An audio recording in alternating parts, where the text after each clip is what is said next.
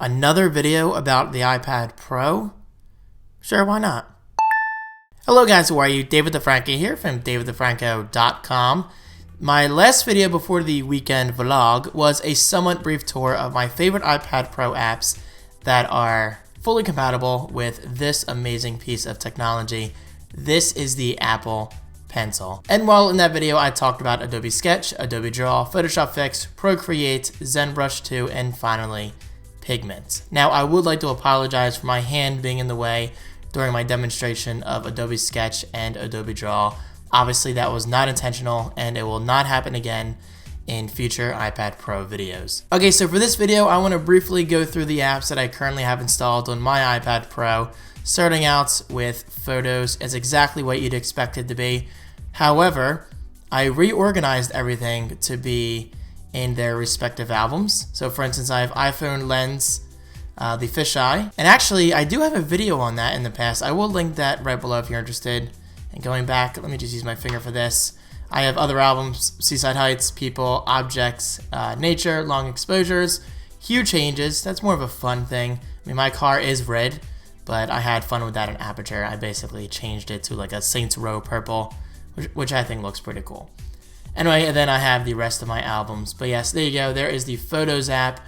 Nothing overly that exciting, but I do use it all the time, and it's my nice way of organizing all of my photos. Okay, so the next app, I already made a video about this, but this is Adobe Sketch. This is my favorite application that takes advantage of the Apple Pencil because it's simply very satisfying. I mean, guys, check this out.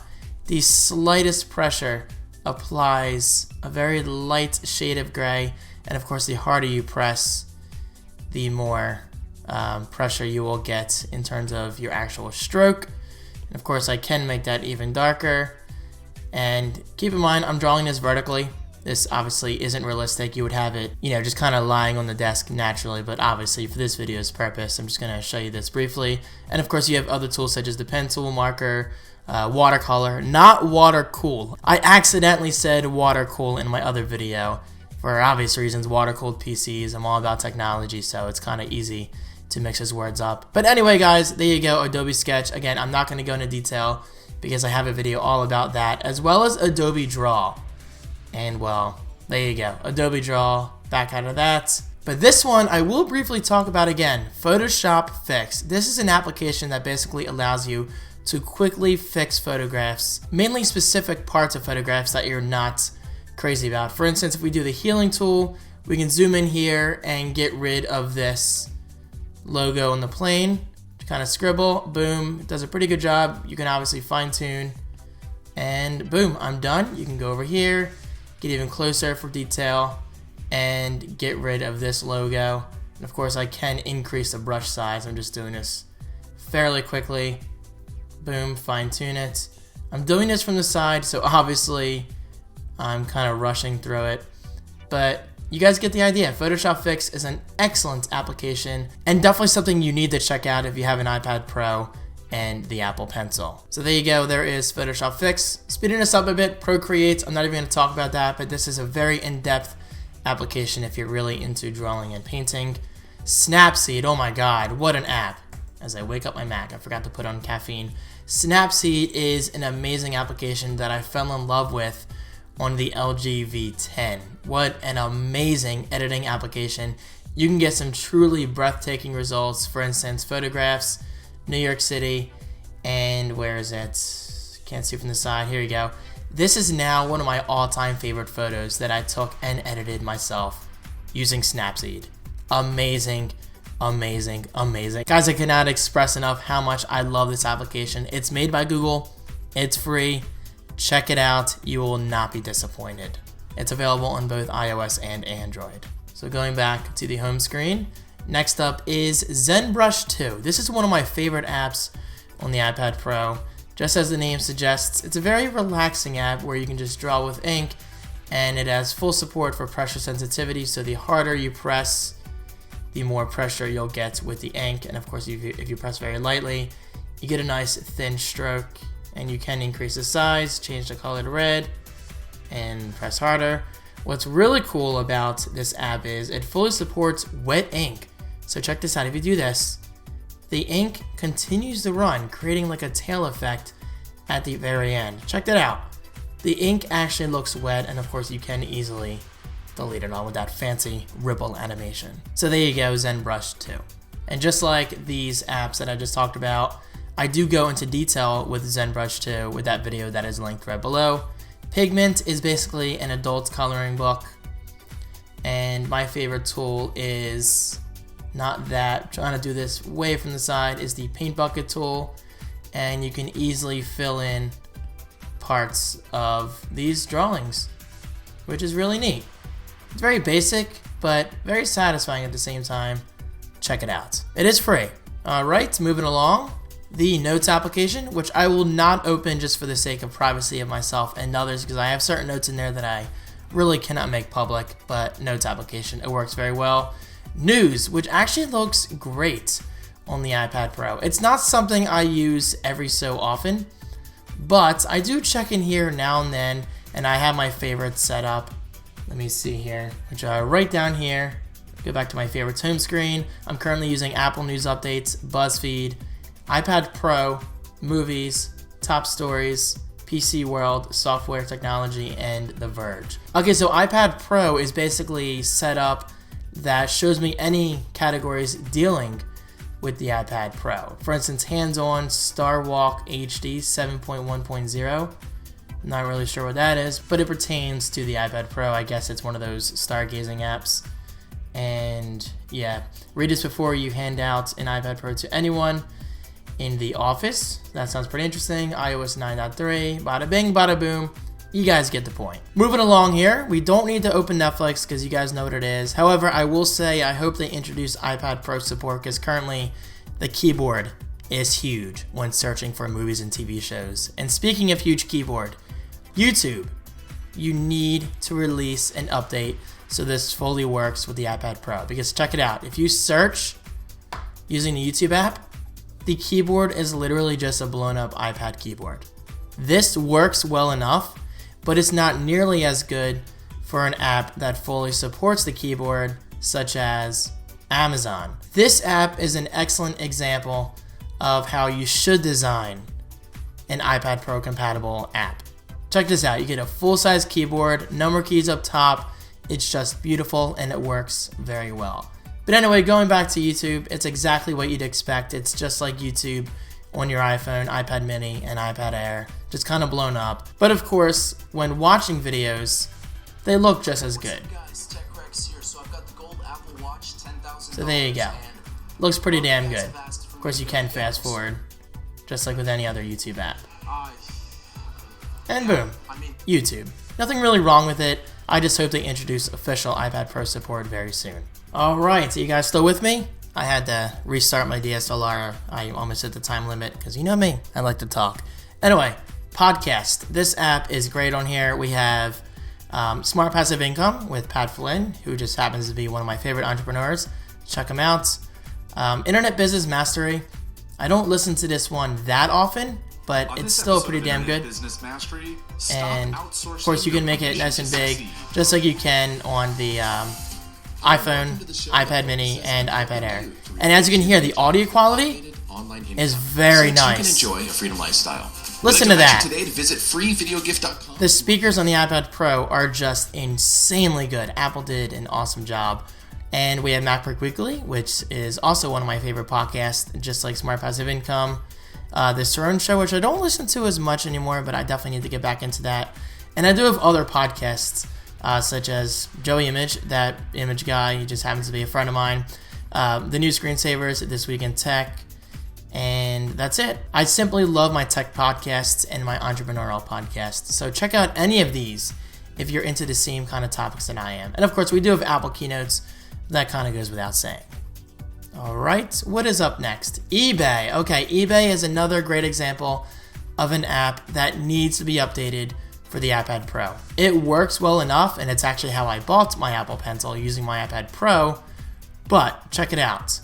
Everything is just huge. I mean, I'm assuming this will not be a problem eventually, but as of today, this app simply feels very lazy, and if you search, look how big the keyboard is. It's kind of ridiculous. But guys, you know what? I'm not going to be too critical. The app works as intended. I just hope it's a little better optimized for the iPad Pro. In time it will be, I'm sure. Alright, next up is Amazon. I actually just opened this a minute or two ago, so I'm not going to go into detail. So there's Amazon. It works very well, and it's one of my favorite iPad Pro apps so far. Squarespace Blog. Now, this is another app that I hope they update very shortly. Okay, so I don't do too much blogging on my iPad Pro yet, but I do have a huge project in the works on a brand new Squarespace account that I just created about a week or two ago. About a week ago. Okay, that's kind of getting old, David. But seriously, when they do introduce iPad Pro support, I hope to use a Bluetooth keyboard or a keyboard that uses the smart connector, which is right down here, and I hope to be blogging on a regular basis using my iPad Pro. So that's just something to think about. But for now, Squarespace Blog, it's not bad. Alright, so this next app is called Behance, and I believe it's made by Adobe. I could be wrong on that, but I'm pretty sure it's made by Adobe. This is basically an inspirational app that inspires you with design. For instance, here's an iPhone mock-up. It's a PSD, which stands for Photoshop Documents, and it's also iPhone and Apple Watch mock-ups. So there you go. These are mock-ups that somebody made themselves. And scrolling way down here, I believe they have an iPad Pro mock-up somewhere. But you know what? These might be official mock-ups because they look very identical to the devices we use today. So maybe somebody just designed mock-ups based on existing products. But when I think of mock-ups, I think of products that are not yet released. But anyway, going back, you get a full grid-like fashion of all these inspirational products that will kind of help pique your creativity. For instance, look, this is pretty creative. A drum set, but they kind of depict eyes. Look at that. That's not bad, and it's kind of cool. And hey, it's free. You can't beat free. So check it out if you're interested. The next app is Icloud Drive, which I will not open just in case anything in there is private regarding projects, friends, family, anything like that. So I'll keep that as is. And of course, just like any iOS device, you have that Apple Apps folder with FaceTime, Calendar, Contacts, Clock, Maps, Photo Booth, Reminders, iTunes Store, iBooks, Game Center, Tips, Find My iPhone, Find My Friends, Camera, Messages, Videos, and finally Apple Store. Now, it's not that I don't like any of these apps. I'm just a very neat and organized kind of person, so the apps that I rarely use just happen to go into this folder. So boom, there you go, always there for my convenience. And obviously, as you can see, I am restricted to one home screen, which I actually prefer. And by the way, by restricted, I don't mean you can only have one home screen, but to myself, I'm personally restricted, well, because that allows me to stay organized. Down here is Apple Mail, which I actually prefer on the iPad Pro over Cloud Magic. But on my iPad mini and iPhone, I do prefer Cloud Magic, and on my Mac, I use AirMail. Safari, which is excellent with the 4 gigs of RAM.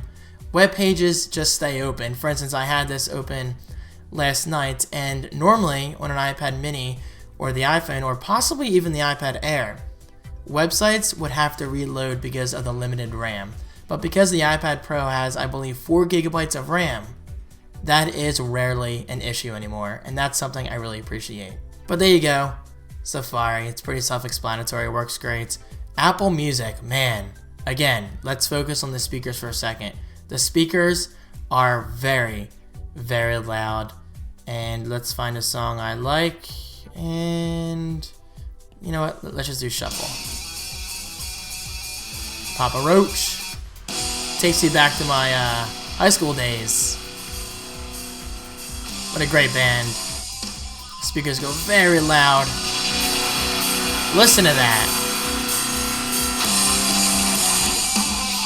Insane. And copyright strike impending. But yes, Apple Music works very well on the iPad Pro. You get a huge grid of your music, and obviously with a larger display you can see more information, which is always good. And boom, there you have it, the music app. And then there is Tweetbot, which is one of the best apps to take advantage of the iPad Pro's real estate, because as you can see, we have enough space on the right side where at all times you can have its own column set up for mentions, which I just love. So I could always watch my main Twitter feed over here on the left side, but on the right side, at all times, my mentions could be showing. Because let's face it, I'm a YouTube content creator, so I'm always getting mentions. So this is very important to me to always have a mentions column up at all times. That is a big deal. And only one of the many reasons why having a larger screen can truly benefit you in the long run. And speaking of larger screen, if you guys want to see a video completely dedicated to multitasking apps, just let me know and I'll be sure to do that in the near future. So there you go, Tweetbot, it's excellent. And then there is the App Store, which as you can see a ton of apps. It works very well and it does not disappoint. And then finally, the Settings app. Don't really need to go through this. You guys all know what the Settings app is like, but like most apps on the iPad Pro, the larger display, I know I'm kind of saying this over and over again, the larger display does indeed allow you to see more information all at once. And you know what? That's kind of a big deal. Anyway guys, there you have it. A very early look at my iPad Pro. Okay, so there is one thing you may be saying, but David, what about Facebook? Well, there's two reasons why I don't have Facebook on here. Number one, it's not fully optimized for the iPad Pro yet. And number two, I deleted it because this is my Pro device. I don't need any distractions. For example, I'm not using iMessage on here because I don't need to be distracted by text messaging.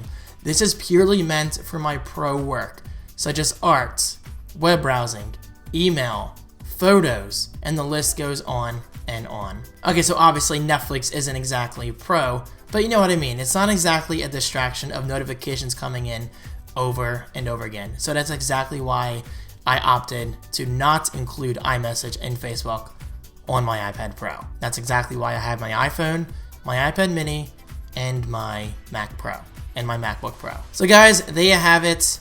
A look at my iPad Pro. Of course, things could change in just a matter of weeks. So perhaps I will do another video just like this in the very near future. Guys, thank you so much for watching. Your support means a lot, and I'll see you in my next video.